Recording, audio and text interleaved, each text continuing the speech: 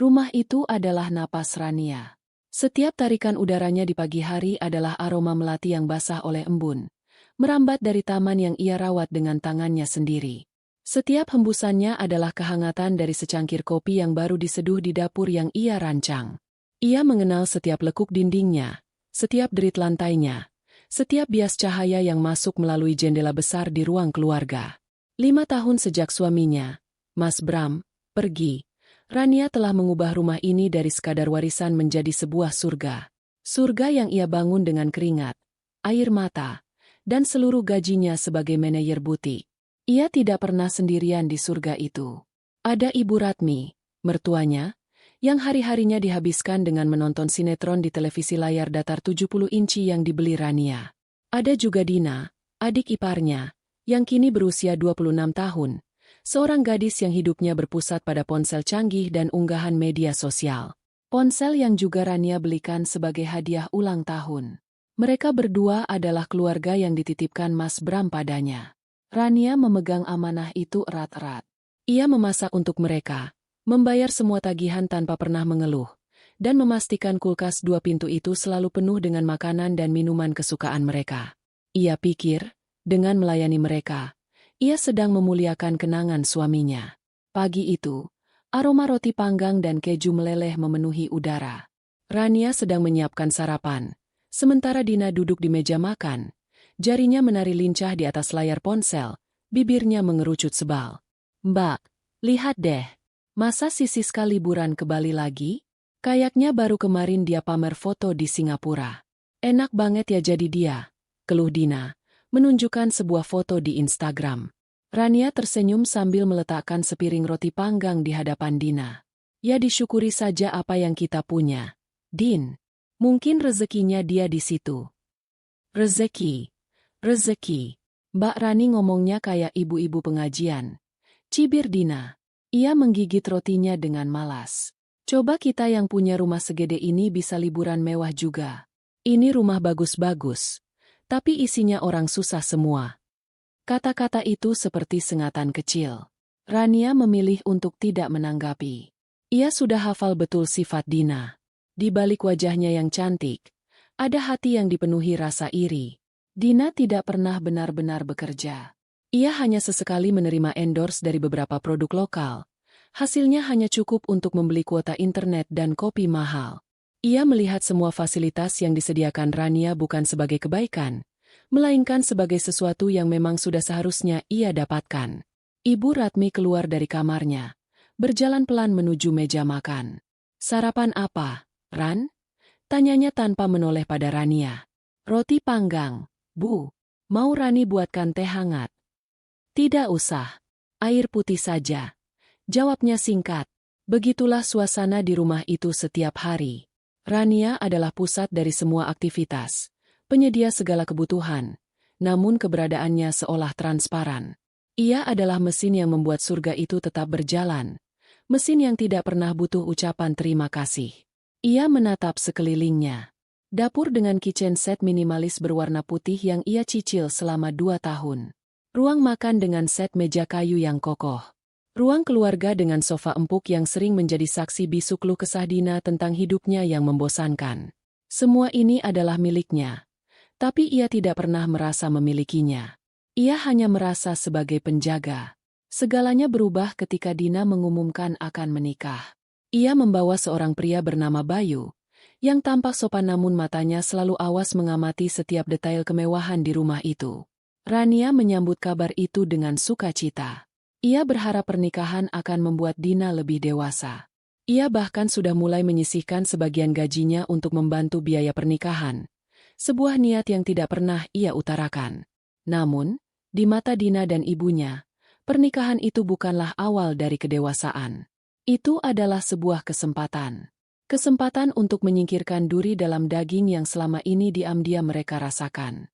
Malam itu, seminggu setelah pengumuman, mereka memanggil Rania untuk bicara serius. Rania duduk di sofa tunggal yang paling ia sukai, sementara Dina dan Ibu Ratmi duduk berhadapan dengannya, membentuk formasi seperti hakim dan jaksa. Bayu tidak ada di sana, tapi Rania bisa merasakan kehadirannya dalam setiap kata yang akan mereka ucapkan. Rani. Ibu Ratmi memulai dengan nada yang dipaksakan terdengar lembut. Seperti yang kamu tahu, Dina akan memulai hidup baru. Sebagai seorang ibu, saya tentu ingin memberikan yang terbaik untuk putri saya satu-satunya. Rania mengangguk. Firasatnya mulai tidak nyaman. Tentu, Bu. Rani juga ikut bahagia. Apa yang bisa Rani bantu? Dina tertawa kecil. Tawa yang terdengar mengejek. Bantuan terbaik yang bisa Mbak Rani berikan adalah dengan tidak menghalangi kebahagiaan aku. Dahi Rania berkerut. Menghalangi? Apa maksudmu, Din? Begini loh, Mbak, kata Dina, mencondongkan tubuhnya ke depan, sorot matanya tajam. Aku dan Mas Bayu butuh tempat tinggal setelah menikah. Dan rumah ini adalah hak aku. Aku anak kandung satu-satunya dari bapak dan ibu. Mas Bram sudah meninggal, jadi secara hukum, warisan ini jatuh sepenuhnya ke aku dan ibu. Setiap kata terasa seperti hantaman palu di dada Rania. Ia menatap Ibu Ratmi, mencari sanggahan, tapi yang ia dapatkan hanyalah anggukan setuju dari mertuanya. Tapi, ini rumah Mas Bram juga. Saya istrinya. Ucap Rania lirih, suaranya nyaris hilang. Istri? Mas Bram sudah tidak ada. Mbak, ikatan Mbak dengan keluarga ini sudah putus. Sahut Dina kejam. Selama ini kami sudah cukup baik membiarkan Mbak tinggal di sini, menikmati rumah peninggalan orang tua kami. Sekarang, kami mau pakai rumah kami sendiri. Masa aku dan calon suamiku yang harus cari kontrakan? Sementara Mbak Rania, orang luar, enak-enakan di sini. Orang luar. Kata itu berdengung di telinga Rania. Jadi selama ini, di rumah yang ia bangun dengan jerih payahnya, ia dianggap sebagai orang luar. Parasit yang menumpang hidup. Semua barang di rumah ini, saya yang beli. Din. Dari sofa yang kamu duduki, sampai AC di kamar kamu. Rania mencoba membela diri. Suaranya bergetar menahan tangis. Oh, jadi sekarang hitung-hitungan. Dina tersenyum sinis. Anggap saja itu biaya sewa. Mbak, sewa karena sudah tinggal gratis selama 5 tahun di rumah kami. Kalau dihitung-hitung, mungkin masih kurang. Jadi, kami mohon pengertiannya. Kami beri Mbak waktu sampai akhir pekan ini untuk berkemas dan mencari tempat tinggal baru. Akhir pekan. Mereka memberinya waktu beberapa hari untuk angkat kaki dari kehidupannya sendiri. Rania tidak sanggup lagi berkata-kata. Rasa sakit yang luar biasa mencekiknya. Ia bangkit, berjalan melewati mereka tanpa sepatah kata pun, dan mengunci diri di kamarnya. Ia bisa mendengar tawa lirih Dina dari balik pintu. Malam itu, hujan turun dengan sangat deras, seolah ikut merasakan kepedihan hatinya. Rania tidak berkemas. Ia hanya duduk termangu di lantai, bersandar pada ranjangnya. Ia tidak tahu harus mulai dari mana, tidak tahu harus pergi kemana. Ia merasa dunianya runtuh. Sekitar tengah malam, ketukan keras di pintu kamarnya membuatnya terlonjak. Bukan ketukan, tapi gedoran. Mbak Rani, buka pintunya. Suara Dina terdengar kasar dan tidak sabar. Rania membuka pintu dengan ragu. Dina dan Ibu Ratmi berdiri di sana. Wajah mereka dingin tanpa ekspresi. Kami sudah bicara dengan Mas Bayu, kata Dina. Dan kami memutuskan, lebih cepat lebih baik. Kami tidak mau Mbak membuat drama atau mengulur-ulur waktu. Mbak pergi sekarang juga. Sekarang? Din, di luar hujan badai. Rania memohon, tidak percaya dengan apa yang ia dengar. Justru bagus, sahut Dina dengan senyum kejam. Biar semua kesialan Mbak Hanyu terbawa air hujan. Cepat, jangan banyak alasan. Sebelum Rania sempat bereaksi, Dina menerobos masuk ke kamarnya. Ia membuka lemari, menarik keluar beberapa helai pakaian Rania secara acak dan melemparkannya ke dalam sebuah koper kecil. Ibu Ratmi hanya berdiri di ambang pintu, mengawasi dengan tatapan dingin, seolah memastikan eksekusi berjalan lancar. Ini tasku, Din. Jangan. Rania mencoba merebut tas tangannya, tapi Dina lebih cepat.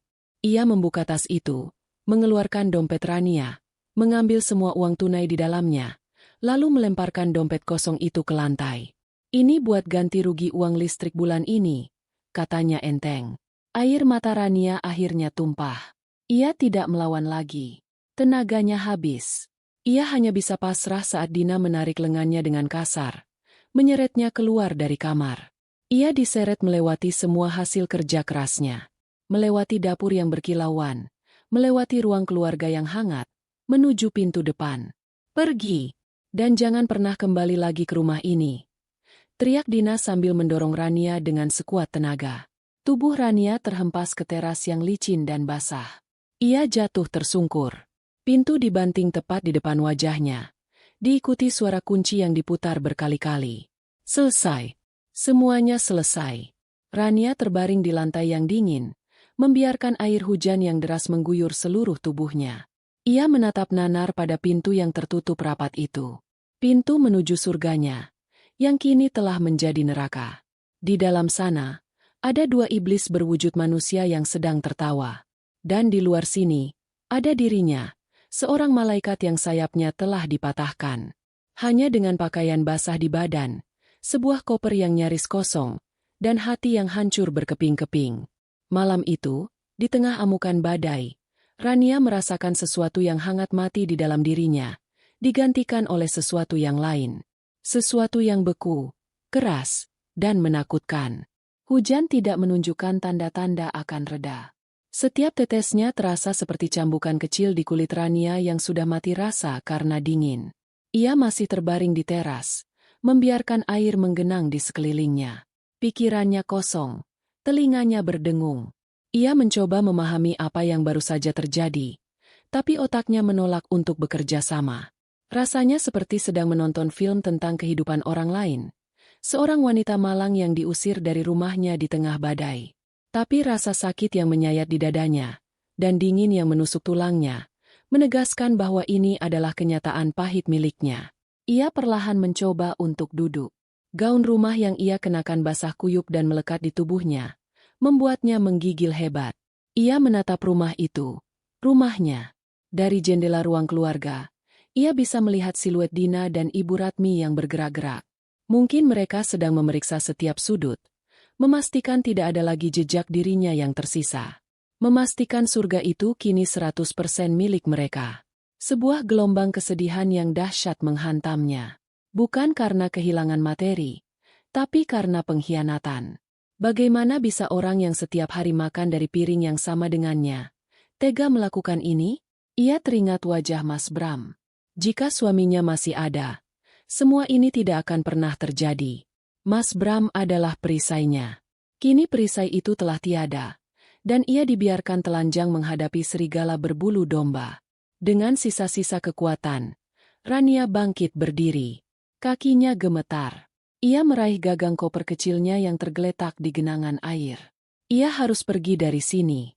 Setiap detik ia berada di depan rumah ini terasa seperti siksaan.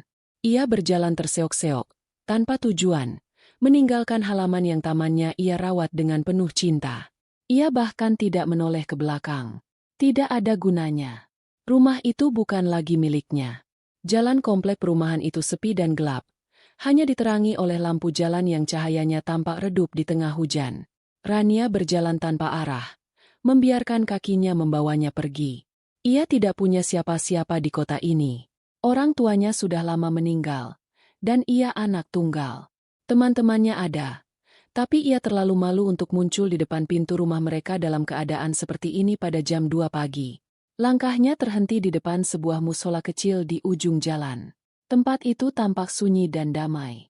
Sebuah perlindungan. Dengan tangan gemetar, ia mendorong gerbangnya yang tidak terkunci dan melangkah masuk ke halaman. Ia berteduh sejenak di teras musola, mencoba mengatur napasnya yang tersengal. Kemudian, ia masuk ke dalam. Suasana di dalam musola begitu hening. Hanya suara hujan di atap yang menjadi musik latar kesedihannya. Ia menuju bagian wanita, meletakkan kopernya di sudut, lalu duduk bersandar di dinding. Di tempat yang suci ini, pertahanannya runtuh. Ia memeluk lututnya dan menangis sejadi-jadinya. Tangisan tanpa suara yang menguras seluruh jiwanya. Ia menangisi kebodohannya, yang terlalu percaya pada orang yang salah. Ia menangisi ketulusannya, yang dibalas dengan air tuba. Ia menangisi setiap rupiah yang ia habiskan untuk mereka, setiap tetes keringat yang ia curahkan. Ia teringat saat Dina merengek minta dibelikan tas bermerek agar tidak malu di antara teman-temannya. Rania, dengan berat hati, menggunakan sebagian tabungannya untuk membelikannya. Ia teringat saat Ibu Ratmi mengeluh sakit punggung, dan Rania segera membelikan kasur kesehatan yang mahal untuk kamar mertuanya. Sementara ia sendiri masih tidur di kasur busa biasa. Ia memberikan segalanya. Dan kini, ia tidak punya apa-apa. Tangisnya perlahan mereda, berganti dengan isak tangis yang memilukan. Lalu akhirnya berhenti. Yang tersisa hanyalah kekosongan yang dingin dan luas di dalam dadanya. Ia duduk dalam kegelapan selama mungkin 1 atau 2 jam, hanya menatap kosong ke depan. Pakaiannya mulai mengering, meninggalkan rasa dingin yang tidak nyaman di kulitnya. Dalam keheningan dan kekosongan itu, sebuah pikiran mulai merayap masuk. Sebuah pikiran yang berbeda. Bukan lagi tentang kesedihan atau rasa sakit, tapi tentang ketidakadilan.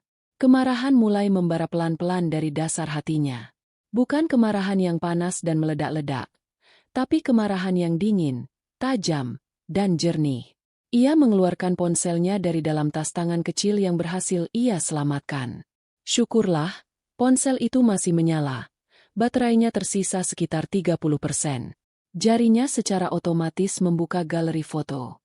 Ia melihat foto-foto kenangan di rumah itu. Foto saat ia pertama kali memasang gorden baru di ruang tamu. Foto saat ia tersenyum bangga di depan kitchen set barunya. Foto taman kecilnya yang rimbun oleh bunga. Lalu jarinya berhenti pada sebuah folder foto yang terlupakan. Folder bernama Bukti Pembayaran. Matanya membelalak. Ia ingat sekarang. Sebagai seorang manajer, ia terbiasa mengarsipkan segalanya. Setiap kali ia membeli barang elektronik atau perabotan mahal, ia selalu memfoto kwitansinya dan menyimpannya di folder itu. Setiap transaksi besar melalui M-Banking, ia selalu menyimpannya dalam bentuk tangkapan layar. Dengan jantung berdebar, ia mulai menggulir isi folder itu. Satu persatu, bukti kepemilikannya atas surga yang direbut darinya itu muncul di layar ponsel. Kwitansi pembelian sofa kulit impor seharga 35 juta. Bukti transfer DP dan pelunasan kitchen set seharga 42 juta. Tagihan kartu kredit untuk pembelian 3 unit AC. Nota pembelian televisi 70 inci. Cicilan meja makan Jati. Bahkan kwitansi dari tukang las untuk pembuatan pagar dan kanopi baru. Semuanya ada di sana. Lengkap dengan tanggal, nama toko, dan namanya sebagai pembeli. Sebuah kesadaran menghantamnya seperti sambaran petir. Mereka mengusirnya dari rumah. Tapi mereka tidak bisa mengusirnya dari barang-barang miliknya. Rumah itu mungkin atas nama almarhum mertuanya. Tapi isinya, jiwa dari rumah itu, adalah miliknya. 100% miliknya. Senyum pertama sejak malam itu terjadi terukir di bibir Rania. Tapi itu bukan senyum kebahagiaan. Itu adalah senyum dingin yang penuh perhitungan. Senyum seseorang yang baru saja menemukan senjata paling mematikan di tengah medan perang. Mereka pikir mereka menang. Mereka pikir mereka akan memulai hidup baru yang mewah di istana yang ia bangun. Betapa bodohnya mereka. Mereka hanya akan mendapatkan sangkar emas yang kosong. Di sudut musola yang remang-remang itu, Rania mengucapkan sumpah dalam hatinya. Ia tidak akan menuntut haknya atas rumah itu. Ia tidak akan memohon untuk kembali. Ia akan melakukan sesuatu yang jauh lebih menyakitkan. Ia akan mengambil kembali setiap paku yang ia tancapkan di dinding rumah itu. Ia akan melucuti rumah itu hingga telanjang. Ia akan menjual semuanya. Setiap barang. Ia akan mengubah semua perabotan itu menjadi uang tunai. Menjadi modal untuk memulai hidupnya yang baru. Dan ia akan melakukannya dengan cara yang paling elegan sekaligus paling mempermalukan bagi mereka. Ia membuka aplikasi catatan di ponselnya. Jarinya yang tadi gemetar karena dingin dan sedih, kini mengetik dengan mantap dan cepat. Ia mulai membuat daftar. Daftarnya terus berlanjut. Ia menuliskan semua yang ada di kamar utama, kamar Dina, kamar Ibu Ratmi. Ia bahkan menuliskan detail terkecil seperti pemanas air di kamar mandi, mesin cuci, pompa air, hingga pot-pot bunga mahal dan ikan koi di kolam tamannya. Setiap kata yang ia ketik terasa seperti sebuah kemenangan kecil. Sebuah langkah menuju pembalasan. Ini bukan lagi soal uang. Ini tentang harga diri. Tentang menunjukkan pada mereka siapa pemilik sebenarnya dari semua kemewahan yang mereka banggakan itu. Ketika daftar itu selesai, subuh mulai menjelang. Suara azan terdengar dari pengeras suara musola, memecah keheningan pagi. Rania menarik napas panjang. Malam terpanjang dalam hidupnya telah berakhir. Dan kini, fajar baru telah tiba. Fajar yang membawa serta sebuah rencana. Rencana pembalasan yang akan ia nikmati setiap detiknya. Mereka telah menabur angin, dan mereka akan menuai badai yang paling dahsyat. Pagi datang tanpa kehangatan. Rania meninggalkan musola saat langit masih berwarna kelabu. Tubuhnya letih, matanya bengkak, tapi pikirannya setajam silet. Ia tidak lagi berjalan tanpa tujuan. Kini setiap langkahnya memiliki maksud. Tujuan pertamanya adalah sebuah anjungan tunai mandiri. Ia menarik sisa uang yang ada di rekening gajinya. Jumlahnya tidak banyak, tapi cukup untuk bertahan hidup selama beberapa minggu. Dari sana, ia memesan ojek online menuju sebuah motel melati di pinggir kota, tempat yang bersih, murah, dan anonim. Tempat yang sempurna untuk membangun markas perangnya. Setelah mandi air hangat dan berganti pakaian dengan salah satu dari sedikit baju yang ada di kopernya, Rania merasa seperti manusia baru. Bukan manusia yang sama seperti kemarin, yang lembut dan pemaaf. Manusia baru ini lebih dingin, lebih fokus. Ia duduk di tepi ranjang yang spraynya terasa kaku, menatap pantulan dirinya di cermin lemari yang kusam. Wanita dengan tatapan kosong itu harus pergi. Ia harus digantikan oleh seorang pejuang. Tugas pertama adalah mencari sekutu. Ia membuka kontak di ponselnya dan jarinya berhenti pada sebuah nama, Sandi Pratama. Teman kuliahnya dulu, seorang pria jenaka yang kini telah menjadi pengacara handal. Rania menarik napas dalam-dalam sebelum menekan tombol panggil. Halo, Ran? Tumben banget telepon pagi-pagi. Ada apa? Suara Sandi terdengar ceria seperti biasa. Sandi, aku butuh bantuanmu. Suara Rania terdengar serak. Keceriaan di seberang telepon langsung lenyap. Kamu kenapa, Ran? Suaramu aneh. Kamu baik-baik saja. Rania menceritakan semuanya. Dari awal hingga akhir. Ia menceritakannya dengan lugas, tanpa isak tangis, seolah sedang melaporkan sebuah insiden. Ia menjelaskan tentang pengusiran, perabotan yang ia beli, dan rencana yang mulai terbentuk di kepalanya. Sandi mendengarkan tanpa menyela. Keheningan di ujung telepon terasa pekat. Setelah Rania selesai, Sandi mengumpat pelan. Kurang ajar. Aku tidak percaya mereka setega itu. Maaf, Ran. Aku ikut marah mendengarnya. Aku tidak butuh amarahmu, San. Aku butuh nasihat hukummu, kata Rania tegas. Apakah rencanaku ini bisa dilakukan? Apakah aku bisa mengambil kembali semua barangku dan menjualnya? Tunggu sebentar, kata Sandi. Terdengar suara ketikan di keyboard. Kuncinya satu. Ran. Kamu punya bukti kepemilikan barang-barang itu? Aku punya hampir semuanya. Jawab Rania. Kwitansi, bukti transfer, tagihan kartu kredit. Sebagian besar dalam bentuk digital. Bagus. Itu lebih dari cukup. Suara Sandi terdengar lebih lega. Secara hukum, barang-barang itu adalah aset bergerak milikmu. Status kepemilikan rumah tidak berpengaruh terhadap kepemilikan isinya. Selama kamu bisa membuktikan kamulah yang membelinya. Mereka tidak punya hak sedikit pun untuk menahan barang-barang itu.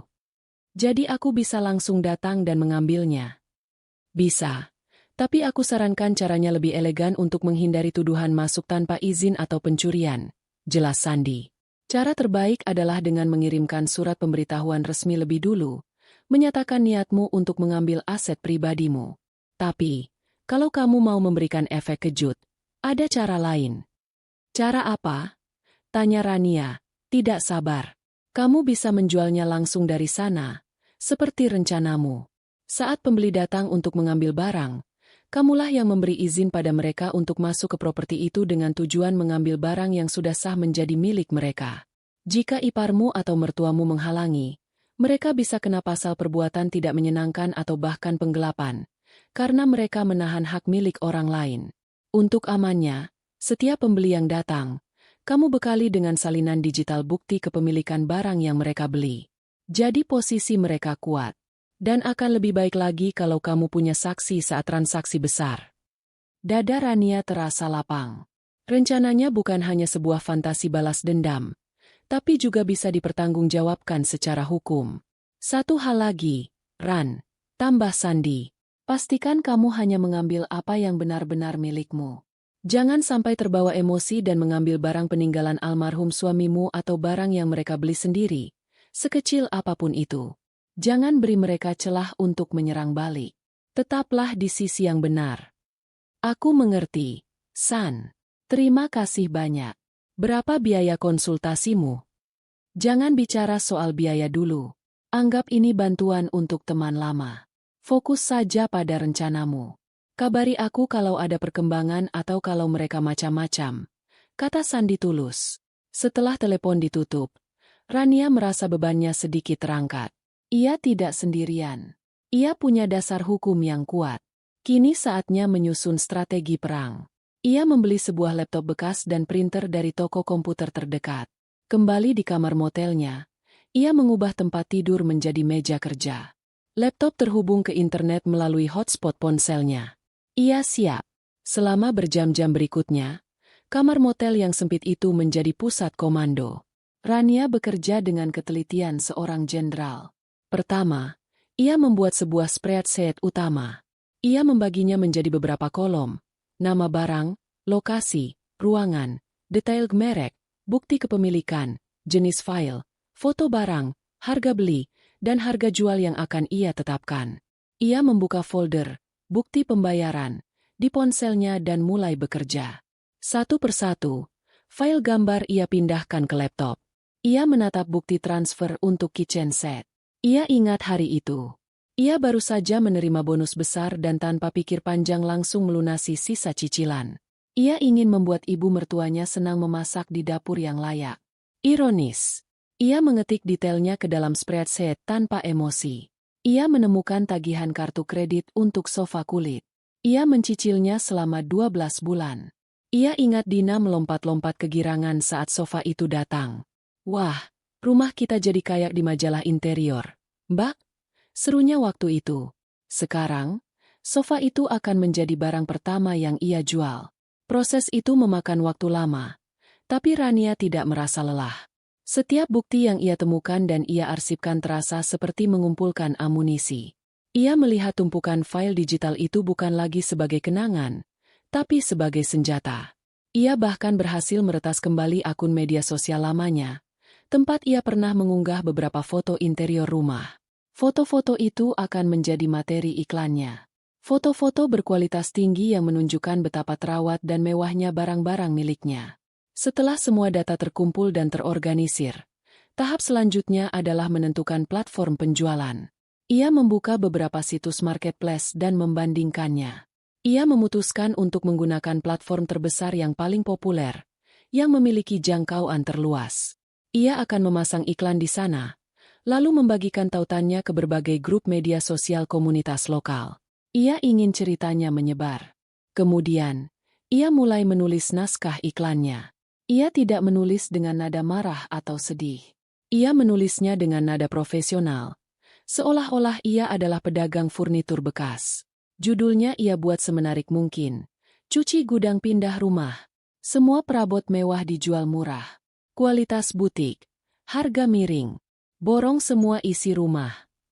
Di bagian deskripsi, ia menulis, dijual cepat semua perabotan rumah tangga dalam kondisi sangat terawat. Pemilik akan pindah keluar kota. Barang diambil sendiri di lokasi, self-pick up. Lokasi di perumahan Cendana Indah No. 12. Untuk jadwal pengambilan, harap hubungi nomor tertera. Siapa cepat, dia dapat. Harga masih bisa nego tipis. Ia sengaja mencantumkan alamatnya dengan jelas. Ia ingin semua orang tahu di mana etalase miliknya berada. Ia tidak ingin bersembunyi. Ia ingin mereka, Dina dan Ibu Ratmi, yang merasakan malu. Ia melampirkan foto-foto terbaik. Foto ruang tamu yang tampak megah dengan sofa kulit dan gorden yang menjuntai anggun. Foto dapur yang bersih dan modern. Foto ruang tidur utama yang nyaman seperti kamar hotel. Ia bahkan menemukan sebuah foto candid saat arisan, di mana Dina dan teman-temannya sedang berpose di depan televisi 70 inci miliknya. Dengan sedikit pemotongan, ia menjadikan televisi itu sebagai objek utama, sebuah tamparan digital yang tak terlihat. Akhirnya, semua persiapan selesai. Spreadsheet rapi, folder bukti lengkap, naskah dan foto iklan siap diunggah. Hari sudah sore.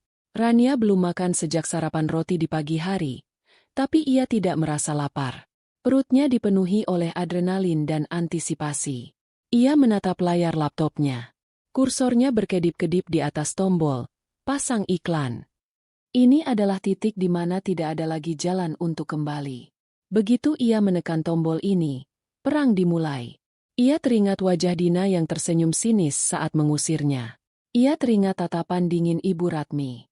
Ia teringat rasa sakit dan penghinaan di tengah hujan badai. Jarinya tidak lagi ragu. Dengan satu tekanan pasti, ia mengklik tombol itu. Iklannya kini tayang. Terbuka untuk dilihat seluruh dunia.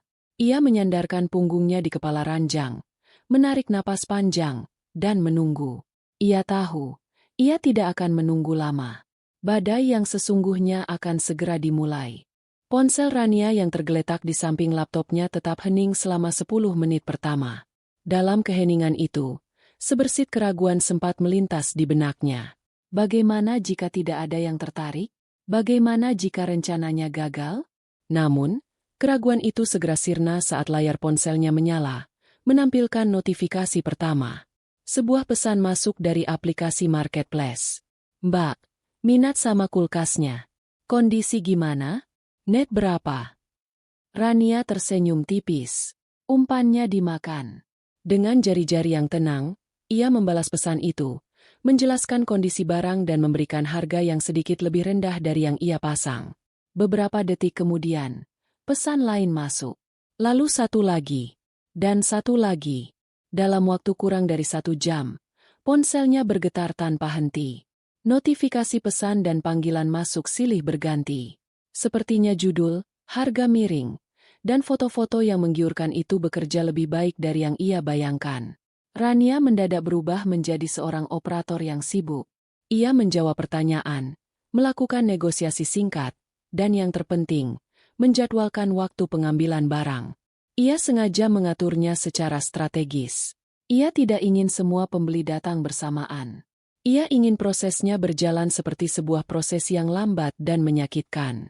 Satu barang keluar setiap 1 atau 2 jam.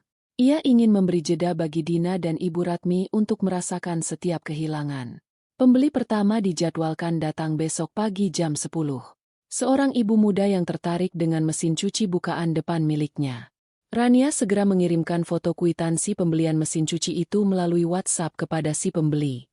Bu, ini bukti kepemilikannya atas nama saya. Tolong ditunjukkan saja jika ada yang bertanya di lokasi. Bilang saja ibu sudah transaksi dengan saya. Rania. Malam itu, Rania tidur lebih nyenyak daripada 5 tahun terakhir. Keesokan paginya, di rumah nomor 12, Dina sedang menikmati kopi paginya sambil menonton acara gosip di televisi 70 inci. Ia merasa seperti ratu di istananya yang baru. Ia sudah merencanakan akan mendekorasi ulang kamar Rania menjadi walk-in closet untuknya. Ibu Ratmi sedang menyiram tanaman di taman. Hidup terasa sempurna. Pukul 10 tepat. Bel rumah berbunyi. Dina, dengan sedikit kesal karena acaranya terganggu, membuka pintu. Di depannya berdiri sepasang suami istri dengan seorang anak kecil. Selamat pagi. Cari siapa, ya? Tanya Dina dengan nada sedikit angkuh. Pagi, Mbak.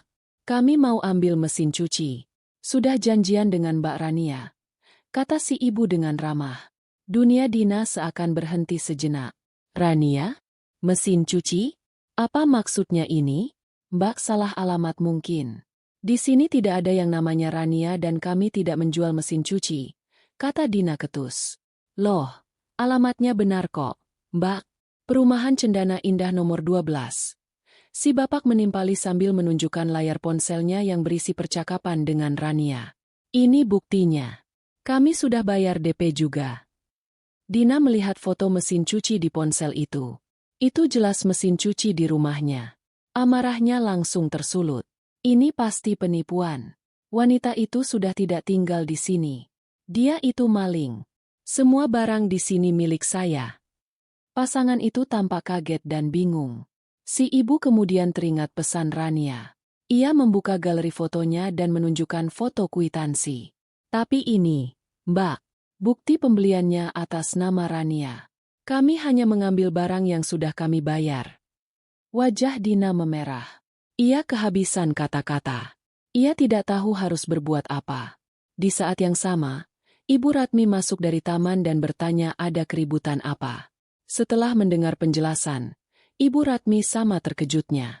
Ponsel Dina berdering. Nama, Mbak Rani, tertera di layar. Dengan tangan gemetar karena marah, ia mengangkatnya. Apa maumu?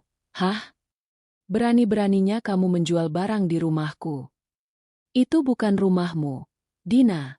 Dan itu barang-barangku. Suara Rania di seberang terdengar sangat tenang, yang justru membuat Dina semakin murka. Aku punya bukti untuk setiap barang yang aku jual. Tolong jangan halangi pembelinya. Mereka tidak tahu apa-apa. Biarkan mereka mengambil mesin cuci itu. Tidak akan. Ini pencurian. Kalau kamu menghalangi, aku akan menelepon Sandi. Kamu kenal dia, kan? Pengacara temanku. Dia bilang, tindakanmu menahan barang milik orang lain bisa masuk pasal penggelapan. Kamu mau berurusan dengan polisi? Ancaman itu berhasil. Dina terdiam. Nama Sandi dan kata, polisi, membuatnya takut. Dengan perasaan dongkol yang luar biasa, ia dan ibunya hanya bisa mematung, menatap pasrah saat pasangan suami istri itu masuk, dibantu oleh seorang kuli angkut, membawa keluar mesin cuci dari area cuci di belakang. Suara mesin cuci yang diseret di atas lantai keramik terdengar seperti cakaran di hati mereka. Setelah pembeli pertama pergi, Dina langsung mengunci gerbang. Tapi itu tidak ada gunanya. Pembeli kedua, yang dijadwalkan datang jam 12 untuk mengambil set meja makan, menelepon Rania karena gerbangnya terkunci. Rania dengan tenang menelepon Dina kembali. Buka gerbangnya, Din. Atau aku benar-benar akan membawa polisi ke sana dengan tuduhan penyanderaan aset. Dengan terpaksa, Dina membuka gerbang. Prosesi itu kembali terulang. Kali ini, 6 kursi dan 1 meja kayu jati yang kokoh diangkut ke atas mobil pick-up. Ruang makan mereka kini kosong melompong. Mereka terpaksa makan siang sambil lesehan di lantai, dengan makanan yang dipesan secara online karena tidak ada lagi meja untuk menyiapkan masakan. Hari itu menjadi neraka bagi Dina dan Ibu Ratmi. Setiap beberapa jam, bel rumah berbunyi, membawa pembeli yang berbeda untuk mengambil barang yang berbeda. Sebuah rak buku tinggi diangkut. Lalu karpet Turki yang tebal digulung dan dibawa pergi. Kemudian 3 unit AC dicopoti satu persatu oleh teknisi, meninggalkan lubang menganga di dinding. Rumah yang tadinya terasa penuh dan hangat, perlahan-lahan menjadi kosong dan dingin. Berita tentang obral besar di rumah nomor 12 mulai menyebar di grup WhatsApp ibu-ibu komplek. Beberapa tetangga yang penasaran bahkan sengaja lewat di depan rumah, sekadar untuk melihat mobil angkut barang yang datang dan pergi. Dina, yang biasanya bangga menjadi pusat perhatian, kini merasa setiap tatapan tetangga adalah sebuah penghakiman. Ia malu luar biasa. Ia mengurung diri di kamar, menutupi telinganya dengan bantal, berharap semua ini segera berakhir. Sore harinya, saat pembeli datang untuk mengambil televisi 70 inci, kesabaran Dina habis. Ini adalah pusat dari hiburannya, mahkota dari ruang keluarganya. Ia tidak terima. Ia berlari keluar dan berdiri di depan televisi itu, merentangkan tangannya. Tidak boleh. Ini punya saya. Teriaknya histeris pada 2 orang petugas pengantar barang. Para petugas itu kebingungan dan menelepon Rania. Beberapa menit kemudian, sebuah taksi online berhenti di depan rumah. Rania keluar dari taksi itu. Ia tampak berbeda. Ia mengenakan kemeja rapi dan celana bahan. Rambutnya diikat ekor kuda. Wajahnya tampak tenang, namun matanya memancarkan ketegasan yang dingin. Ini adalah pertama kalinya mereka bertatap muka sejak malam pengusiran itu. Minggir, Dina, kata Rania dengan suara datar. Tidak akan. Ini TV-ku. Rania tidak berdebat. Ia mengeluarkan sebuah map dari tasnya, mengambil selembar kertas, dan menunjukkannya di depan wajah Dina. Itu adalah lembar tagihan kartu kredit dengan namanya, dengan deskripsi yang jelas. Cicilan Desember 12, LED TV 70 inch. Ini namaku, bukan namamu, kata Rania dingin. Sekarang minggir, atau aku akan memanggil petugas keamanan komplek. Dina menatap kertas itu, lalu menatap wajah Rania yang tanpa emosi. Ia kalah. Ia benar-benar kalah. Dengan lunglai, ia menurunkan tangannya dan berjalan gontai ke kamarnya, membanting pintu. Ibu Ratmi hanya bisa menangis di pojok ruangan. Rania mengawasi proses pencopotan televisi itu hingga selesai. Sebelum pergi, ia menatap sekeliling ruang keluarga yang kini terasa sangat luas dan kosong. Etalase patah hatinya telah resmi dibuka untuk umum. Dan pertunjukan utamanya bahkan belum dimulai. Setelah Rania pergi, keheningan yang ditinggalkannya di ruang keluarga terasa lebih berat daripada kebisingan manapun. Dina tidak kembali ke kamarnya. Ia hanya berdiri mematung di tengah ruangan, menatap bekas gantungan televisi di dinding yang kini terlihat seperti luka menganga. Di sanalah mahkotanya dulu bertengger, pusat dari dunianya, sumber hiburan dan kebanggaannya. Kini yang tersisa hanyalah lubang-lubang bekas sekrup. Ibu Ratmi masih terisak di sudut ruangan. Tangisannya terdengar lemah dan putus asa di dalam ruangan yang mulai kehilangan peredam suaranya. Ini semua salahmu, desis Dina, tanpa menoleh pada ibunya. Suaranya serak, penuh dengan racun kebencian. Seandainya ibu lebih tegas dari awal, seandainya ibu tidak membiarkan dia membeli semua barang ini, kita tidak akan seperti ini. Kenapa jadi salah ibu? Balas Ibu Ratmi. Tangisnya berhenti sejenak, digantikan oleh nada membela diri. Kamu yang paling menginginkan dia pergi. Kamu yang bilang dia cuma orang luar. Ibu hanya mendukungmu, Dina. Mendukung? Ibu hanya diam saja saat dia membuktikan semuanya. Ibu hanya bisa menangis, teriak Dina. Akhirnya berbalik menghadap ibunya. Matanya merah dan liar. Seharusnya kita bakar saja semua surat-suratnya. Seharusnya kita ganti semua kunci rumah ini dari dulu. Lalu kita masuk penjara? Itu maumu. Perdebatan sengit itu mengisi kekosongan rumah. Gemas suara mereka memantul di dinding-dinding yang telanjang. Mereka saling menyalahkan, saling melempar tanggung jawab, tidak menyadari bahwa mereka berdua adalah arsitek dari kehancuran mereka sendiri. Malam itu, mereka tidak bisa tidur. Tidak ada lagi televisi untuk mengalihkan pikiran. Mereka hanya duduk di lantai yang dingin, dalam kegelapan, mendengarkan suara-suara asing di rumah yang terasa semakin besar dan menyeramkan. Keesokan harinya, prosesi itu berlanjut. Rania sepertinya telah mengatur jadwal dengan presisi militer. Pukul 9 pagi, sebuah mobil pick-up datang untuk mengangkut sofa kulit yang empuk itu. 3 orang pria dengan mudah mengangkatnya, membawanya keluar dari pintu depan, meninggalkan sebuah area kosong yang sangat luas di ruang keluarga. Tempat di mana Dina biasa berbaring malas sambil bermain ponsel, tempat di mana Ibu Ratmi biasa tertidur saat menonton sinetron, kini menjadi hamparan keramik yang dingin. Setelah sofa, giliran lemari pajangan kaca di ruang makan yang diangkut. Lalu gorden-gorden tebal dan mewah di setiap jendela dilepas, digulung, dan dibawa pergi. Kini, cahaya matahari masuk dengan liar, menyorot setiap debu yang beterbangan dan setiap sudut ruangan yang kosong. Rumah itu kehilangan privasinya. Para tetangga yang lewat bisa dengan leluasa melihat langsung ke dalam, menyaksikan panggung sandiwara yang telah kehilangan semua propertinya. Dina merasa telanjang. Ia menarik selimut tipis menutupi tubuhnya, bersembunyi di kamar seolah itu bisa melindunginya dari tatapan menghakimi seluruh dunia. Pukul 1 siang adalah jadwal untuk kamar Dina. Saat bel berbunyi dan Dina mendengar suara laki-laki meminta izin untuk mengambil ranjang dan lemari di kamarnya, ia mencapai batas kesabarannya. Ia melompat dari lantai, berlari keluar kamar dan berdiri di depan pintunya, merentangkan kedua tangannya seperti seekor induk singa yang melindungi sarangnya. "Pergi kalian semua. Jangan sentuh kamarku," teriaknya histeris pada 2 orang petugas angkut yang tampak kebingungan. "Ini kamarku. Barang-barang ini milikku." Salah seorang petugas, seperti yang sudah diinstruksikan, segera menelepon Rania. "Halo, Bu Rani. Ini kami yang mau ambil ranjang di kamar lantai atas. Tapi mbaknya ngamuk.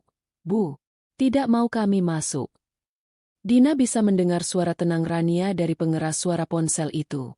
Tolong berikan teleponnya pada Dina. Petugas itu menyodorkan ponselnya pada Dina. Dengan tangan gemetar, Dina merebut ponsel itu. Apa lagi maumu? Hah? Kau sudah mengambil semuanya. Sisakan kamarku. Dina, dengarkan aku.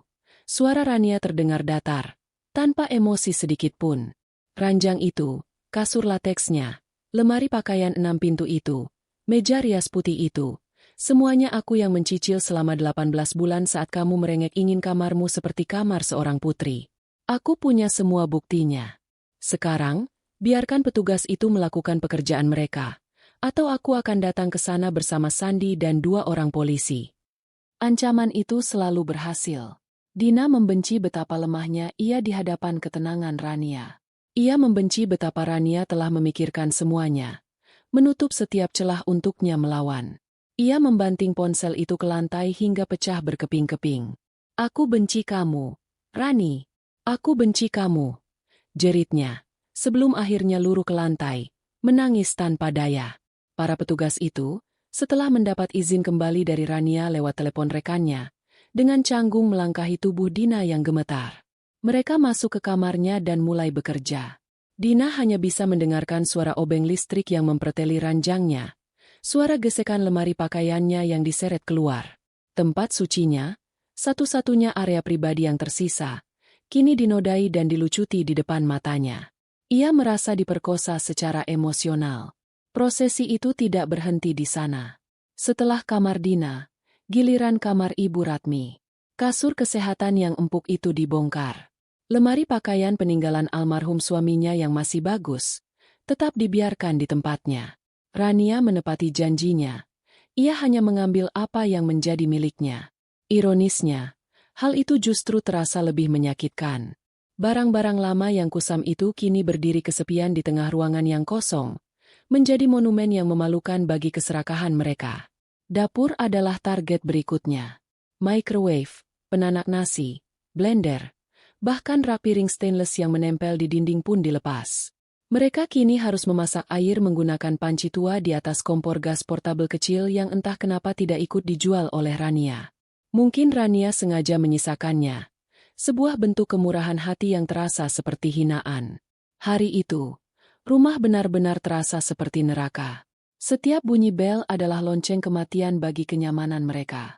Setiap suara barang yang diseret adalah musik pengiring kehancuran mereka. Mereka berdua, ibu dan anak, hanya bisa duduk meringkuk di sudut ruangan yang berbeda, tidak lagi saling bicara, tenggelam dalam penyesalan dan kebencian masing-masing. Mereka telah berhasil mengusir Rania, tapi bersamaan dengan itu, mereka juga telah mengusir kehidupan dari rumah mereka.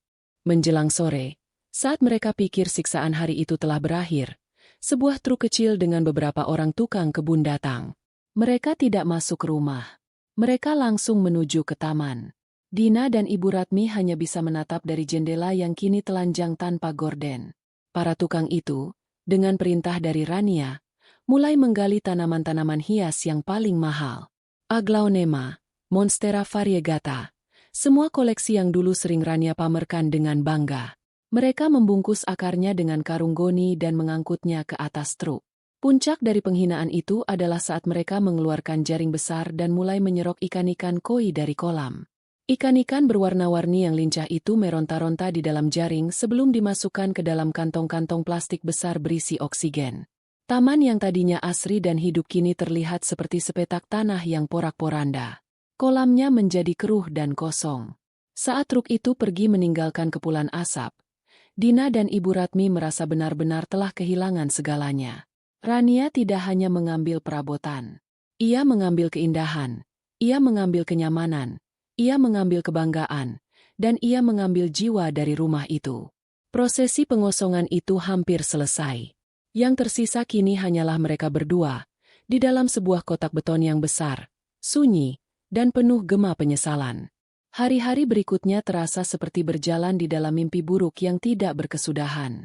Rumah yang dulu menjadi istana kebanggaan Dina, kini benar-benar telah berubah menjadi gua. Gema dari setiap langkah kaki mereka di lantai keramik yang telanjang terdengar begitu keras, seolah mengejek kesunyian yang mencekam. Cahaya matahari yang masuk tanpa filter dari jendela-jendela polos terasa menyilaukan dan kejam, menyorot setiap sudut ruangan yang kini hanya berisi debu dan kekosongan. Tidak ada lagi tempat yang nyaman untuk duduk. Tidak ada lagi sudut yang indah untuk dipandang. Rutinitas mereka menjadi sebuah siksaan. Mereka bangun dari alas tidur tipis di lantai. Punggung mereka terasa sakit dan kaku. Untuk sarapan, mereka harus berjongkok di lantai dapur, memakan roti tawar atau mie instan yang dimasak dengan peralatan seadanya. Tidak ada lagi meja makan untuk berkumpul, meskipun mereka juga tidak lagi ingin bicara satu sama lain. Keheningan di antara mereka dipenuhi oleh ketegangan dan tuduhan yang tak terucap. Dina menghabiskan sebagian besar waktunya di dalam kamarnya yang kosong, menatap dinding-dinding putih yang membisu. Ia merasa seperti seorang ratu yang diasingkan di dalam kerajaannya sendiri yang telah runtuh. Ponselnya, yang dulu menjadi jendela menuju dunia glamor yang ia dambakan, kini menjadi sumber siksaan. Ia tidak berani membukanya. Ia takut melihat unggahan teman-temannya yang bahagia, yang akan membuatnya semakin merasa kalah. Ia takut membaca gosip yang mungkin sudah beredar di grup-grup komunitas tentang wanita gila yang menjual seluruh isi rumahnya. Di tengah penderitaan itu, Rania memberikan serangan penutupnya. Serangan yang membuktikan bahwa ia tidak akan menyisakan apapun. Sebuah mobil pick-up datang lagi. Kali ini, mereka membawa peralatan pertukangan. Mereka masuk dan, dengan surat perintah kerja yang ditandatangani Rania, mulai mencopot hal-hal yang Dina pikir tidak mungkin bisa diambil. Pemanas air di kamar mandi utama dilepas, menyisakan 2 pipa yang mencuat dari dinding. Shower mewah dengan semprotan berbagai mode diganti dengan kepala shower plastik murahan. Bahkan keran wastafel bermerek yang estetik itu pun ikut dibongkar. Rania seolah ingin memastikan bahwa tidak ada sedikit pun sisa kemewahan dari sentuhan tangannya yang bisa mereka nikmati. Puncak dari semua itu adalah saat mereka membongkar kitchen set. Para tukang dengan hati-hati melepaskan lemari-lemari gantung dari dinding, lalu membongkar kabinet bawah. Kompor tanam dan wastafel cuci piring ikut diangkat. Yang tersisa hanyalah sebuah dinding keramik kosong dengan bekas-bekas lubang sekrup dan saluran pipa air yang terbuka. Dapur impian itu kini kembali menjadi ruang kosong yang menyedihkan. Jauh lebih buruk daripada sebelum Rania merenovasinya. Ibu Ratmi hanya bisa menatap nanar. Air matanya sudah kering. Ia tidak punya lagi tenaga untuk menangis. Dina, dalam keputusasaannya, masih berpegang pada satu harapan terakhir, Bayu. Calon suaminya. Ia telah berbohong pada Bayu selama beberapa hari terakhir. Saat Bayu bertanya mengapa ia jarang memberi kabar, Dina beralasan sedang sibuk dengan proyek renovasi besar-besaran di rumah. Ia membayangkan akan menjelaskan semuanya pada Bayu nanti, memutarbalikkan cerita, menjadikan dirinya sebagai korban dari kekejaman Rania. Ia yakin Bayu, yang sangat mencintainya, akan mengerti dan membantunya bangkit kembali. Sore itu, saat Dina sedang meratapi nasibnya di ruang tamu yang kosong, bel rumah berbunyi. Ia berharap itu bukan lagi orang suruhan Rania. Dengan langkah malas, ia membuka pintu. Jantungnya serasa berhenti berdetak. Di depannya berdiri Bayu, tersenyum lebar sambil membawa sebuket bunga. Kejutan, kata Bayu ceria. Katanya lagi renovasi. Aku mau lihat dong perkembangannya. Senyum Bayu langsung memudar saat matanya menatap ke dalam rumah, melewati tubuh Dina. Ia melihat kekosongan. Ia melihat dinding-dinding telanjang dan lantai yang kotor. Ia melangkah masuk. Tatapannya menyapu ke sekeliling dengan kebingungan yang dengan cepat berubah menjadi kengerian. Dina, ini apa? Renovasi macam apa ini? Di mana semua barang-barangmu? Tanya Bayu. Suaranya berubah dingin. Dina panik. Ia tidak siap untuk ini. Ini, Mas, aku bisa jelaskan. Ini semua ulah Mbak Rani. Dia. Rani? Potong Bayu. Keningnya berkerut. Siapa itu? Ipar perempuanku. Janda Mas Bram. Dia mengambil semuanya. Dina mulai menangis, mencoba membangkitkan simpati Bayu. Dia iri padaku, pada kita. Dia tidak mau kita bahagia. Jadi dia mengambil semuanya dan menjualnya. Bayu tidak menatap Dina. Matanya masih menjelajahi setiap sudut ruangan yang kosong. Ia berjalan dari ruang tamu ke ruang makan, lalu melongo ke dapur yang hancur. Wajahnya mengeras. Ia bukan orang bodoh. Ia bisa melihat kebenaran yang sesungguhnya. Kemewahan yang dulu membuatnya terpesona. Kemapanan yang ia pikir akan menjadi miliknya. Semuanya lenyap. Yang tersisa hanyalah seorang gadis yang menangis dan sebuah rumah kosong yang lebih mirip gudang terlantar. Ia kembali menghampiri Dina. Tapi tatapannya tidak lagi mengandung cinta. Hanya ada kekecewaan dan rasa jijik yang dingin. Jadi, semua yang aku lihat waktu pertama kali ke sini, semua perabotan mewah itu bukan milikmu? Tanya Bayu dengan suara datar. Dina tergagap. Milik kami sekeluarga, Mas. Tapi dia mengambilnya. Jangan berbohong lagi, Dina, kata Bayu tajam. Aku datang ke sini karena tertarik padamu. Seorang wanita cantik yang mandiri dan mapan. Yang tinggal di rumah yang indah. Itu yang aku kira. Ternyata, kamu hanya seorang penipu yang menumpang hidup pada kemewahan orang lain. Kata-kata itu menusuk jantung Dina. Mas Bayu, jangan bicara seperti itu. Aku mencintaimu. Cinta tidak bisa membayar tagihan. Dina, jawab Bayu sinis. Buket bunga yang tadi ia pegang, ia jatuhkan begitu saja ke lantai. Aku mencari seorang istri untuk membangun masa depan, bukan seorang anak manja yang menjadi beban. Hubungan kita selesai. Tanpa menunggu jawaban, Bayu berbalik dan berjalan keluar dari rumah itu, keluar dari kehidupan Dina. Ia bahkan tidak menoleh ke belakang. Dina terpaku di tempatnya. Suara pintu yang ditutup oleh Bayu terdengar lebih keras dari bantingan pintu manapun yang pernah ia dengar. Itu adalah suara masa depannya yang hancur. Harapannya, mimpinya, harga dirinya, semuanya ikut pergi bersama Bayu. Ia luruh ke lantai yang dingin dan kotor. Ia tidak berteriak. Ia tidak menangis. Ia hanya menatap kosong ke depan, ke pintu yang tertutup. Istananya telah menjadi gua. Dan di dalam gua yang gelap dan dingin itu, ia akhirnya menyadari bahwa ia sendirian. Benar-benar sendirian. Rania tidak hanya mengambil barang-barangnya, ia telah mengambil segalanya. Beberapa minggu berlalu. Waktu tidak menyembuhkan luka di rumah nomor 12. Sebaliknya, ia mengupasnya lapis demi lapis, membiarkannya membusuk di bawah tatapan matahari yang kejam. Kekosongan yang awalnya terasa mengejutkan kini telah menjadi sebuah kenyataan yang monoton dan menindas. Debu mulai berkumpul di sudut-sudut ruangan, membentuk gumpalan-gumpalan kelabu seperti awan duka. Sisa-sisa makanan yang tidak dibersihkan dengan benar meninggalkan bau asam yang samar di dapur. Rumah itu tidak lagi terasa seperti gua, tapi lebih seperti makam. Sebuah makam besar dan sunyi tempat dua jiwa dikubur hidup-hidup dalam penyesalan. Dina dan Ibu Ratmi nyaris tidak berbicara. Komunikasi mereka hanya sebatas gerutuan atau desisan tajam saat tidak sengaja bersenggolan di lorong yang sempit tanpa perabotan. Semua energi mereka telah habis terkuras oleh kesedihan dan kemarahan. Dina menghabiskan hari-harinya berbaring di atas tikar di kamarnya, menatap langit-langit, pikirannya berputar-putar dalam lingkaran setan. Bayu telah meninggalkannya, teman-temannya pasti menertawakannya, hidupnya telah berakhir. Ia telah mendapatkan rumah itu, tapi kehilangan seluruh dunianya. Ibu Ratmi, di sisi lain, lebih sering duduk di dekat jendela depan, menatap jalanan dengan pandangan kosong.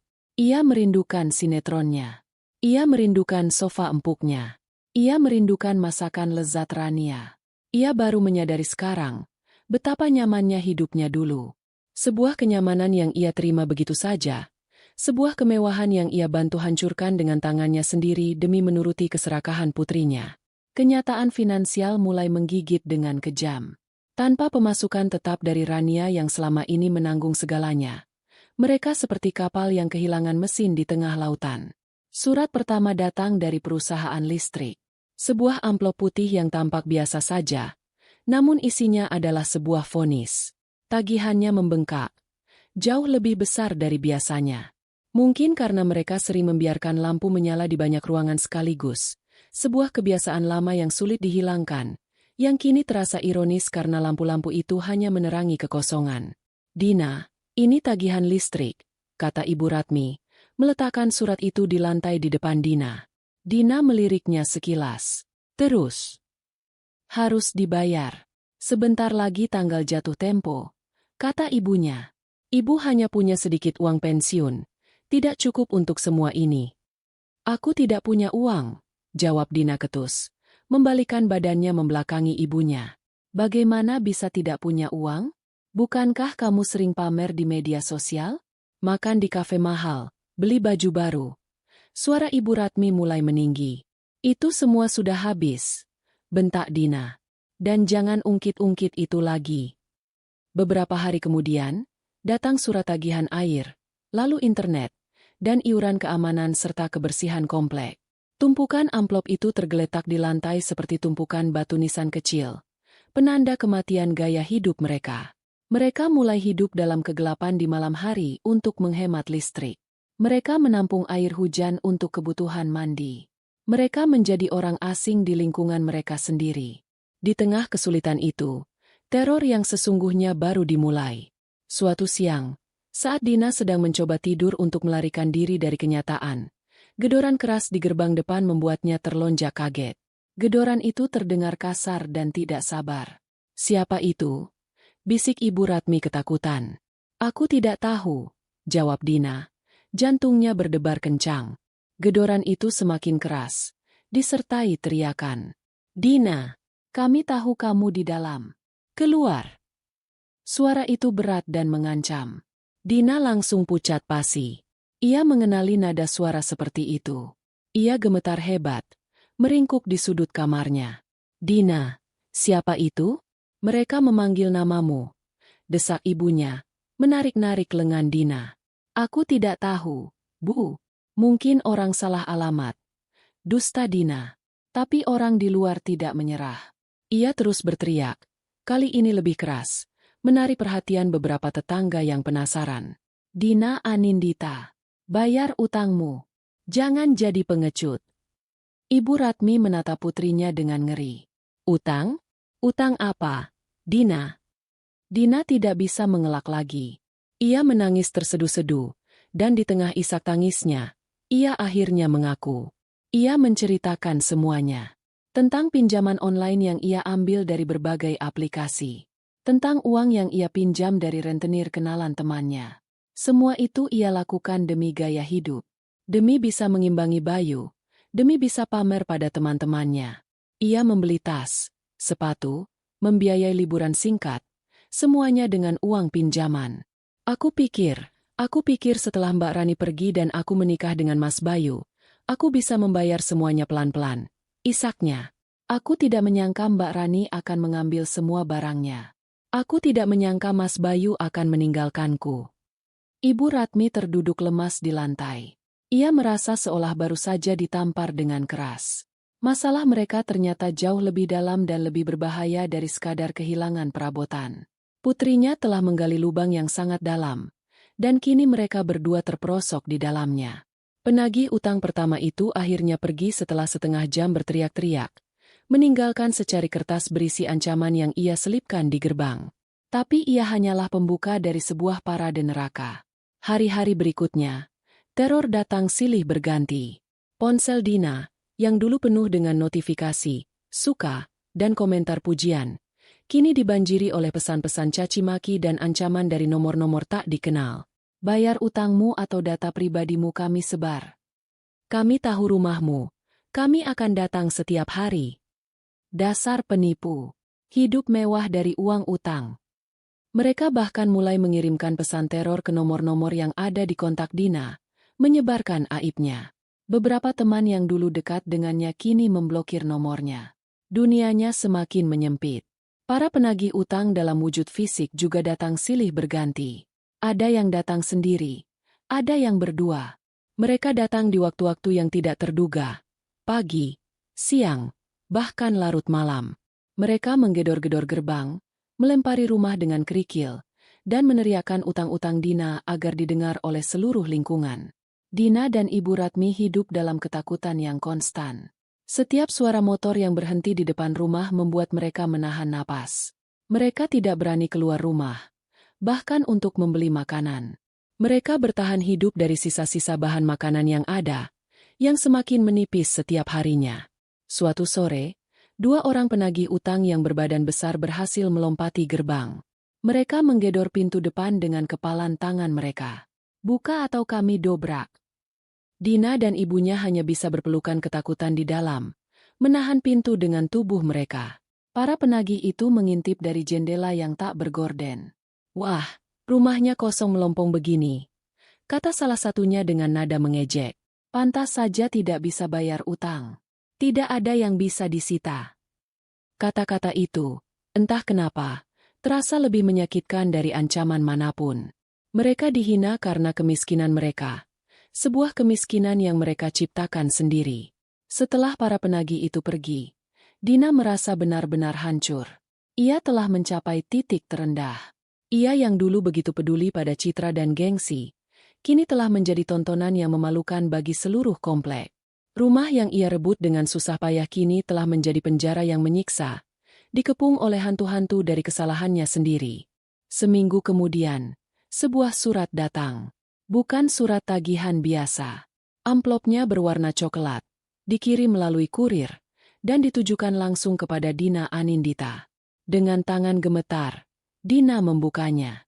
Surat itu datang dari kreditor terbesarnya, rentenir tempat ia meminjam uang paling banyak, yang entah bagaimana berhasil memegang salinan sertifikat rumah mereka sebagai jaminan kepercayaan. Isinya singkat, padat, dan tidak memberikan ruang untuk negosiasi. Ia diberi waktu 1 minggu untuk melunasi seluruh sisa utangnya beserta bunganya yang sudah membengkak tidak masuk akal.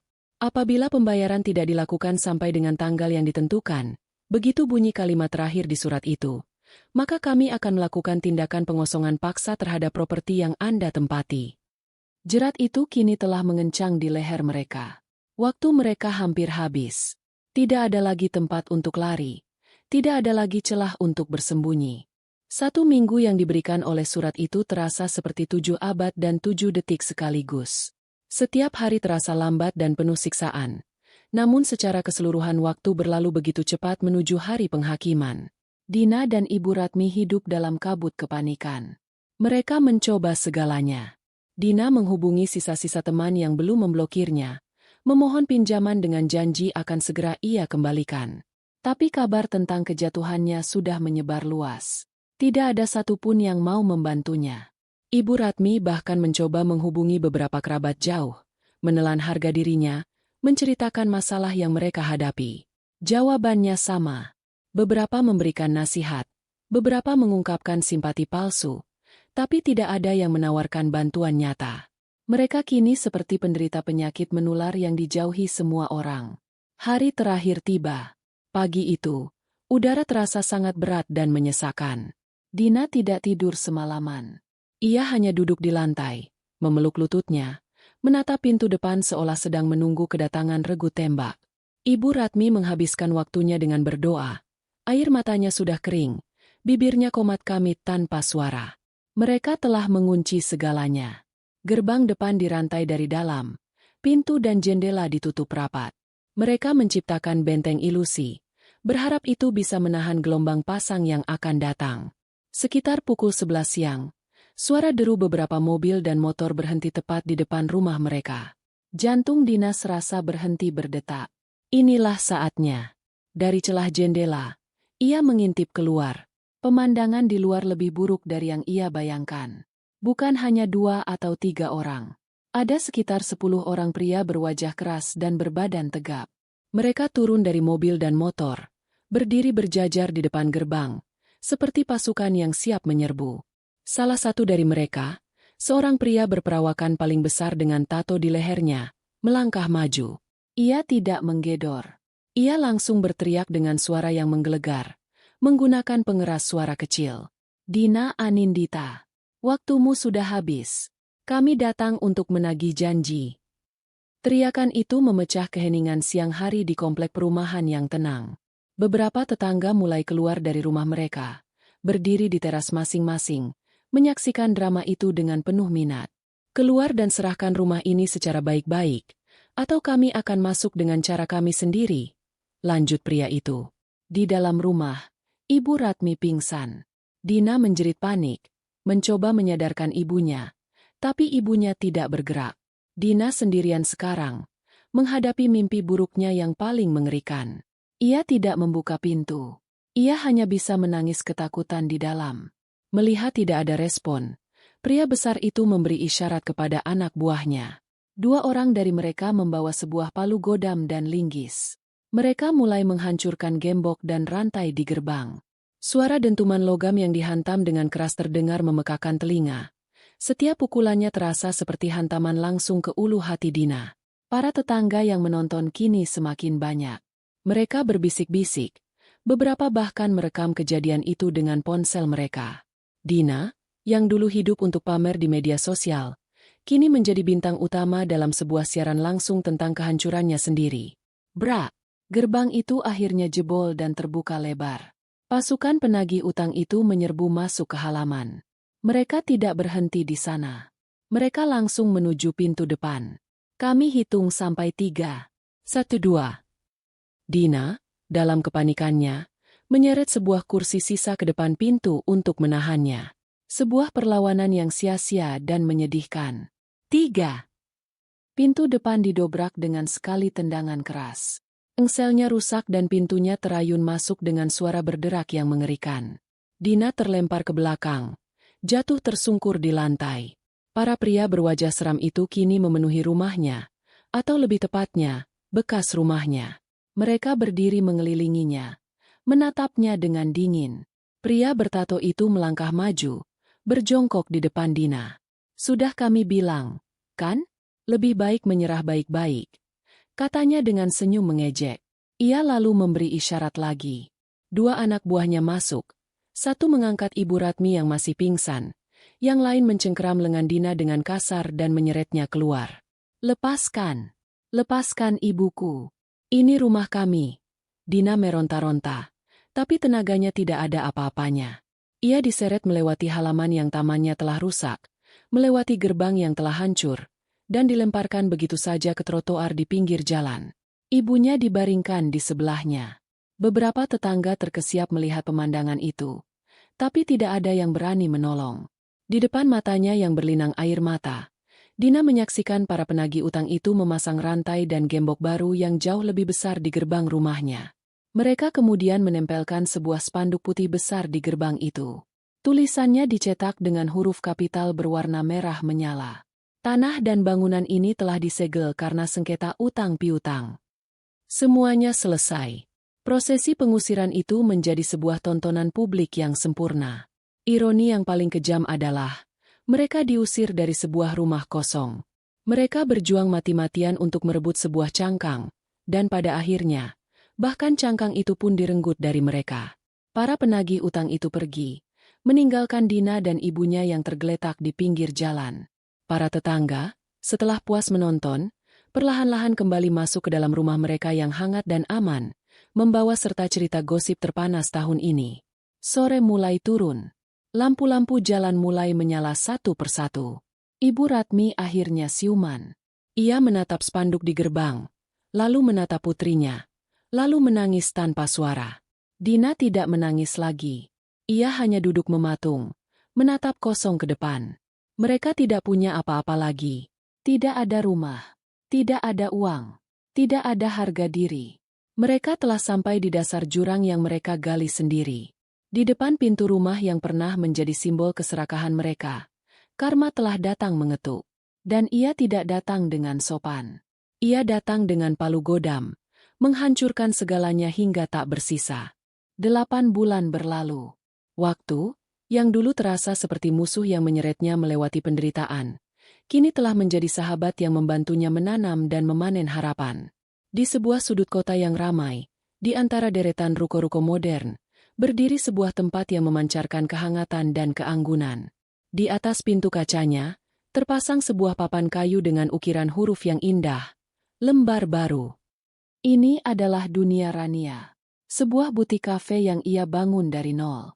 Setengah dari ruangan itu adalah butik yang memajang koleksi pakaian pilihan, cerminan dari seleranya yang tajam dan pengalamannya selama bertahun-tahun di industri fashion.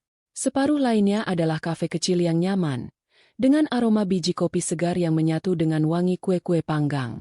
Tempat ini adalah perwujudan dari semua yang telah ia pelajari. Kerja keras, ketelitian, dan kemampuan untuk menciptakan keindahan. Rania yang sekarang bukanlah Rania yang dulu. Rambutnya dipotong lebih pendek, memberinya penampilan yang lebih segar dan dinamis. Cara berjalannya lebih tegap, tatapan matanya lebih percaya diri. Ia tidak lagi membawa beban masa lalu di pundaknya. Ia telah meletakkannya, meninggalkannya di reruntuhan rumah nomor 12, dan berjalan maju dengan ringan. Pagi itu, lembar baru, sudah ramai oleh pelanggan. Beberapa wanita sedang memilih-milih baju di area butik, sementara beberapa pekerja kantor sedang menikmati kopi pagi mereka di area kafe. Rania bergerak dengan lincah di antara keduanya. Ia menyapa pelanggan tetap dengan nama mereka, membantu seorang gadis muda menemukan gaun yang pas, lalu bergeser ke belakang mesin espresso untuk membantu barista barunya yang sedikit kewalahan. "Bu Rani, pesanan meja nomor 3 sudah siap," kata Tina, seorang gadis muda yang menjadi karyawan pertamanya. Tina memandangnya dengan tatapan penuh kekaguman. Bagi Tina, Rania bukan hanya seorang bos, tapi juga seorang mentor. "Baik, Tin. Tolong antarkannya. Setelah itu cek stok kain katun Jepang kita. Sepertinya sudah menipis," kata Rania sambil tersenyum. Senyumnya kini berbeda. Senyumnya tulus, mencapai matanya, tidak lagi dibayangi oleh kesedihan atau kewajiban. Ia membangun tempat ini bukan untuk orang lain, tapi untuk dirinya sendiri. Dan kebahagiaan yang terpancar darinya menular kepada setiap orang yang masuk ke dalam tokonya. Uang hasil penjualan semua asetnya di rumah lama menjadi modal awal. Ia tidak menghamburkannya. Dengan perhitungan yang cermat, ia menyewa ruko, merenovasinya sedikit demi sedikit, dan membeli stok barang dengan sangat hati-hati. Ia menggunakan semua pengetahuannya tentang bisnis, semua koneksinya dengan para pemasok. Ia bekerja 16 jam sehari selama 3 bulan pertama, seringkali tidur di sofa kecil di ruang belakang rukonya. Ia adalah manajer, kasir, pelayan, dan petugas kebersihan sekaligus. Kerja keras itu terbayar.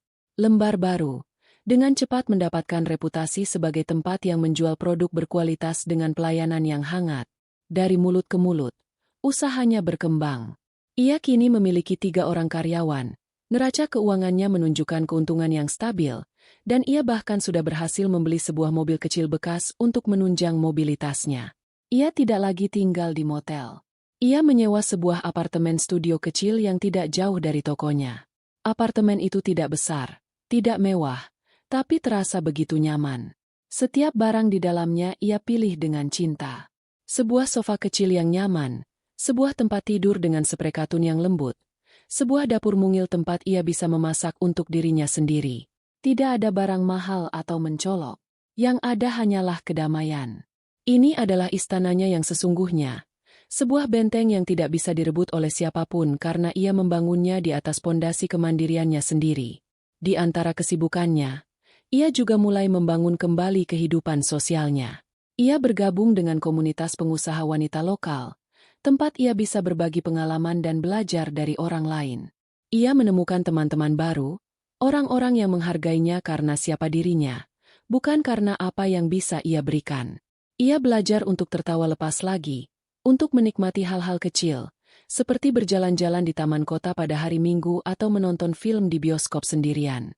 Suatu malam, setelah semua pelanggan pulang dan karyawan sudah beres-beres, Rania duduk sendirian di salah satu meja kafenya. Ia menatap sekeliling tempat yang telah ia ciptakan itu. Cahaya lampu gantung yang hangat memantul di atas meja-meja kayu yang bersih.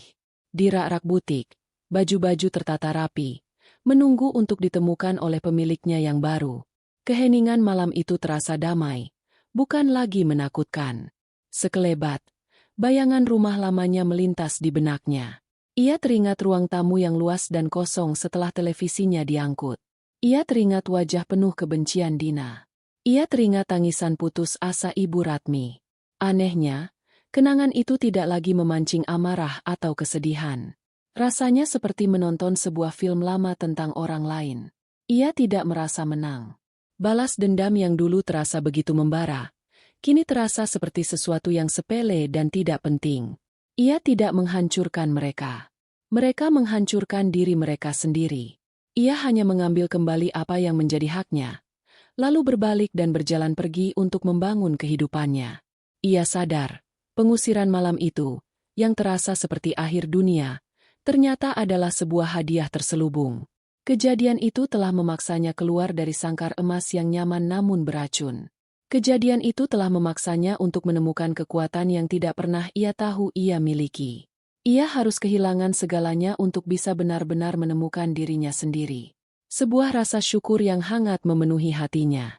Syukur atas kekuatannya sendiri. Syukur atas kesempatan kedua. Ia tidak lagi melihat dirinya sebagai korban. Ia adalah seorang penyintas. Seorang pemenang dalam pertarungannya melawan takdir. Ponselnya bergetar. Sebuah pesan masuk dari Sandy, pengacara temannya. "Ran, apa kabar? Sudah lama tidak dengar beritamu. Bisnismu lancar?" Rania tersenyum dan mulai mengetik balasan. "Kabar baik, San. Sangat baik. Lembar baru. Sedang ramai. Kapan-kapan mampir. Aku traktir kopi terbaik di kota ini."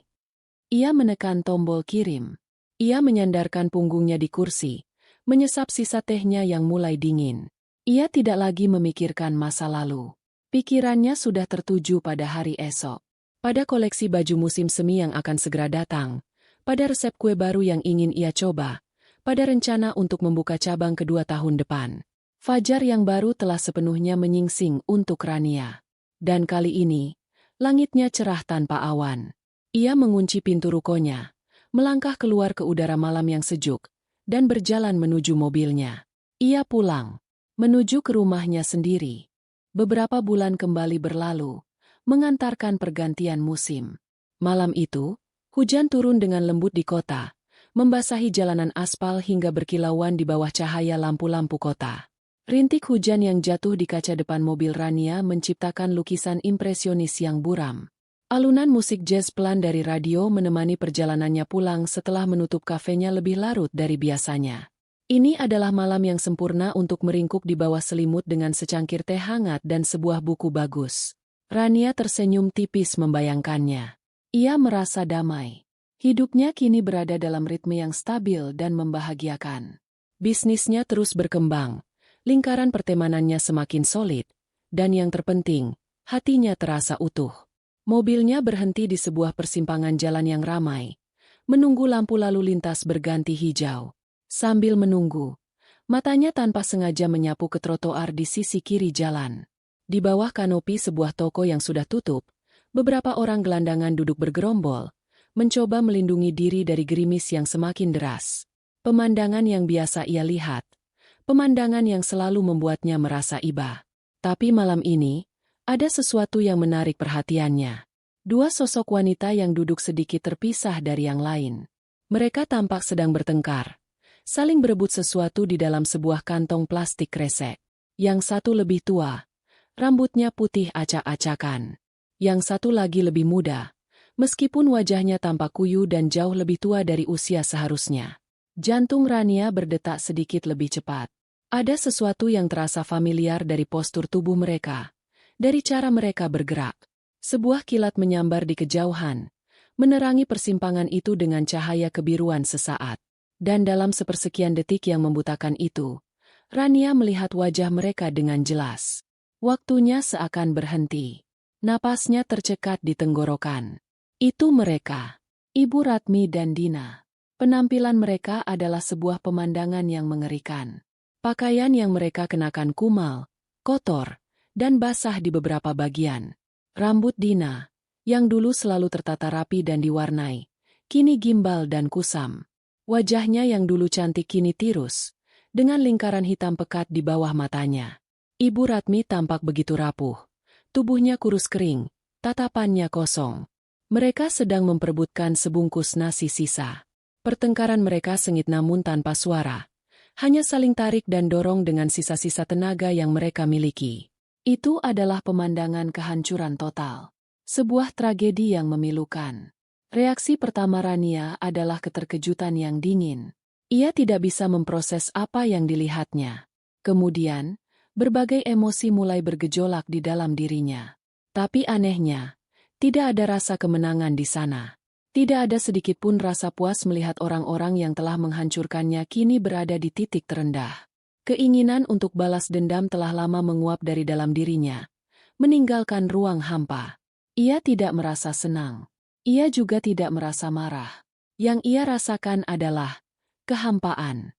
Seolah ia sedang melihat dua orang asing yang bernasib malang. Ada sedikit rasa iba yang muncul, sisa-sisa dari Rania yang lama, yang selalu merasa kasihan pada orang lain. Tapi rasa iba itu dengan cepat ditelan oleh sebuah kesadaran yang dingin dan jernih. Ini adalah jalan yang mereka pilih sendiri. Nasib ini adalah buah yang mereka petik dari pohon keserakahan yang mereka tanam. Sejenak, ia berpikir, haruskah aku melakukan sesuatu? Haruskah aku turun, memberikan mereka uang, atau setidaknya membeli mereka makanan yang layak? Pikiran itu melintas. Sebuah refleks dari kebaikan hatinya yang belum sepenuhnya mati. Tapi kemudian ia membayangkan konsekuensinya. Jika ia membantu mereka, itu akan menjadi sebuah celah. Sebuah pintu kecil yang akan ia buka kembali menuju masa lalunya yang kelam. Mereka akan tahu di mana menemukannya. Mereka akan datang ke kafenya, ke apartemennya, membawa serta semua racun dan drama yang pernah hampir menenggelamkannya. Ia telah berjuang terlalu keras untuk membangun dunianya yang baru, dunianya yang damai. Ia tidak akan membiarkan bayangan dari masa lalu menghancurkannya lagi. Di tengah pertarungan batinnya, pertengkaran di trotoar itu berhenti. Dina, yang berhasil merebut kantong plastik itu, tanpa sengaja mengangkat kepalanya. Matanya yang lelah menatap lurus ke depan,